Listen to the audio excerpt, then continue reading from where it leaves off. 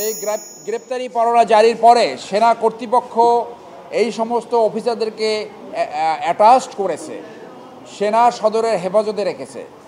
আজকে ওই 3টি মামলার নির্ধারিত তারিখ ছিল। আজকে এই তারিখে তারা আইনের প্রতি শ্রদ্ধাশীল হয়ে আদালতে আত্মসমর্পণ করেছে এবং আদালত আমাদেরকে অনুমতি দিয়েছে ওকলাতনামা স্বাক্ষর করার। আমরা 3টি আবেদন প্লেস করেছি। আবেদনগুলো পরবর্তী ডেটে শুনানি হবে। তার ভিতরে একটি জামিনের পিটিশন আছে, প্রিভিলেজ কমিউনিকেশন, এবং তাদেরকে যাতে সাব জেলে রাখা হয়, সাব জেলের ব্যাপারটি জেল কর্তৃপক্ষ দেখবেন। এবং আগামী ডেটে যারা পলাতক আছে তাদের জন্য পত্রিকা রিপোর্টের জন্য একটা ডেট আছে এবং নর্মাল ডেট আছে 20 নভেম্বর পরবর্তী ডেট। এখন তাদেরকে সেনানিবাসে যে সাব জেল ঘোষণা করা হয়েছে সেখানে নেওয়া হবে। এইটা আত্মসমর্পণ। টেকনিক্যালি প্রসিকিউশন বলেছে গ্রেপ্তার, আমরা বলি আত্মসমর্পণ। কারণ তারা আজকে সকালে স্বেচ্ছায় এখানে আসছে, পুলিশ যায় তাদেরকে গ্রেপ্তার করা হয় নাই। অ্যাডমিনিস্ট্রেটিভ সুবিধার জন্য তাদেরকে একটা গাড়িতে আনা হয়েছে।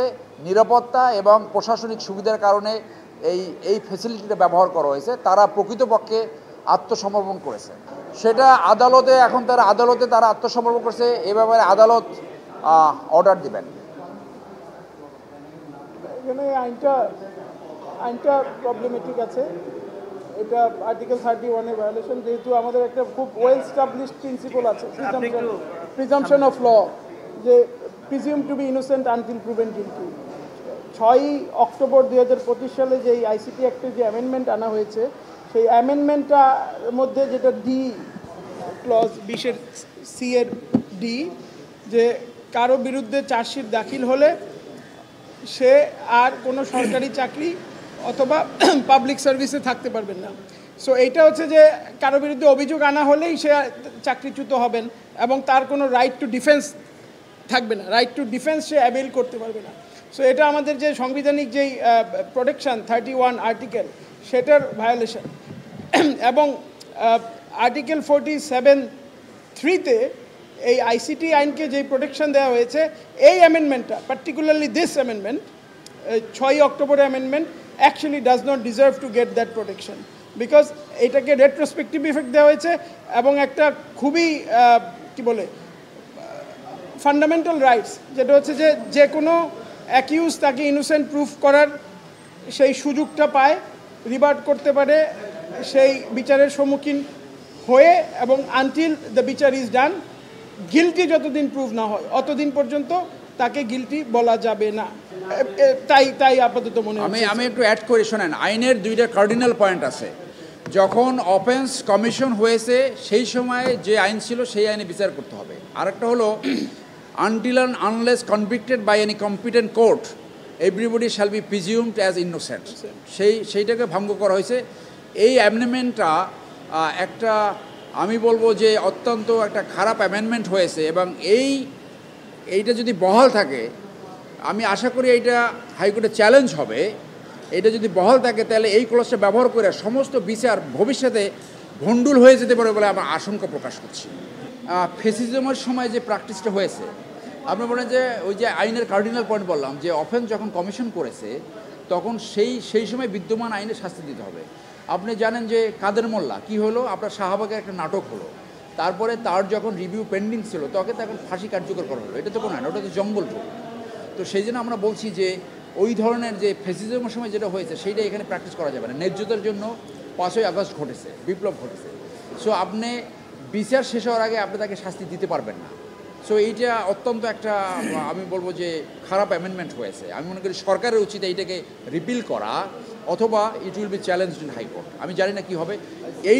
এই ধারাটা যদি বহাল থাকে তাহলে কারো শাস্তি ফাইনালি কার্যকর হবে, এটা আমার সন্দেহ রয়েছে।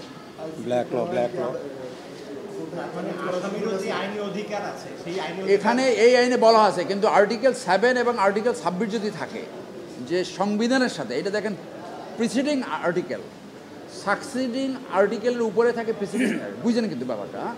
তাহলে ওই 47 ক এইটা লফুল কিনা এইটাও চ্যালেঞ্জযোগ্য। ফেসিজমের সময় এইগুলো আমরা চ্যালেঞ্জ করতে পারি না, এখন চ্যালেঞ্জ হতে পারে, কারণ সংবিধানের উপরে কোনো আইন থাকতে পারে না। সংবিধানের উপরে কোনো আইন, স্বাদের উপরে 26 উপরে কোনো আইন থাকা উচিত না, সেটা ন্যায্যতার পরিপন্থী, সেটা ন্যায় বিচারের পরিপন্থী। এরা পরিবর্তন হবে কি হবে না, না যেখানেই বলে যে এই আইন কোথাও চ্যালেঞ্জ করা যাবে না, সেইটাই সবার আগে চ্যালেঞ্জ হয়, এটা হতে তো পারে। আমি শুনে এই international war crime tribunals act 1973 যখন এটা 73-তে প্রথমে কনসিভ করা হয়, পাশ করা হয়, তখন এটা নিয়ে পার্লামেন্টে ডিবেট হয়েছে। এই আইনটা পাশ করার জন্য একটা আলাদা ইনহেরেন্ট পারপাস ছিল। হ্যাঁ, তো এই আইনটাই international war crime tribunals act 73, এটার মেইন পারপাস হচ্ছে যে ওয়ারের সময়, যুদ্ধকালীন সময়ে যে গণহত্যা, মানবতা বিরোধী অপরাধ, সেগুলোকে বিচার করা। এখন পিস যখন ওয়ার নাই, সিভিল ওয়ারও নাই, সেইকালীন সময়ের অপরাধগুলো এই আইনের আন্ডারে যদি এভাবে একটা আইনকে অ্যামেন্ডমেন্ট করে বারে বারে সেটার শেপটাকে নষ্ট করা হয়, তখন যারা জুরিস্ট ওনাদের মনে হয় অথবা অভিমত দেওয়ার অথবা অপিনিয়ন দেওয়ার সুযোগ আছে, এখানে আর্গুমেন্টের সুযোগ আছে যে এইটা এই আর্টিকেল 47 যে 3 যেটা এটা একটা ব্ল্যাঙ্কেট একটা প্রোটেকশন পেতে পারে না। বিকজ এইটা যখন ওনারা এই 6 অক্টোবরের অ্যামেন্ডমেন্টটা করেন, they had clear knowledge that there is army act for এই যে 15 জন serving officer, because army act is very clear about punishing their career and bringing to justice of the serving officer. So they had pure knowledge. ওই নলেজটা থাকা সত্ত্বেও ওনারা এমন একটা আইন করলেন যেটা রিপিউনেন্ট টু, মানে রিপাগনেন্ট, সাংঘর্ষিক অথবা অসামঞ্জস্যপূর্ণ টু অন্যান্য অলরেডি এক্সিস্টিং আইন এবং সংবিধানের মূল যেই কাঠামো, সেই কাঠামোর সাথে। তো এই কারণে আমরা মনে করি যে এই 47-এর যে প্রোটেকশন আইসিটি অ্যাক্ট পাওয়ার কথা, 6 অক্টোবরের অ্যামেন্ডমেন্টটা এইটা পাওয়ার যোগ্য নয়। সো হয়তো কেউ এই জিনিসটা আমাদের উচ্চ আদালতে এভাবে এই জিনিসটা যদি উপস্থাপন করতে পারে, তাহলে হয়তো উচ্চ আদালত এই ব্যাপারে একটা সিদ্ধান্ত দিতে পারে, তখন চ্যালেঞ্জ হতে পারে।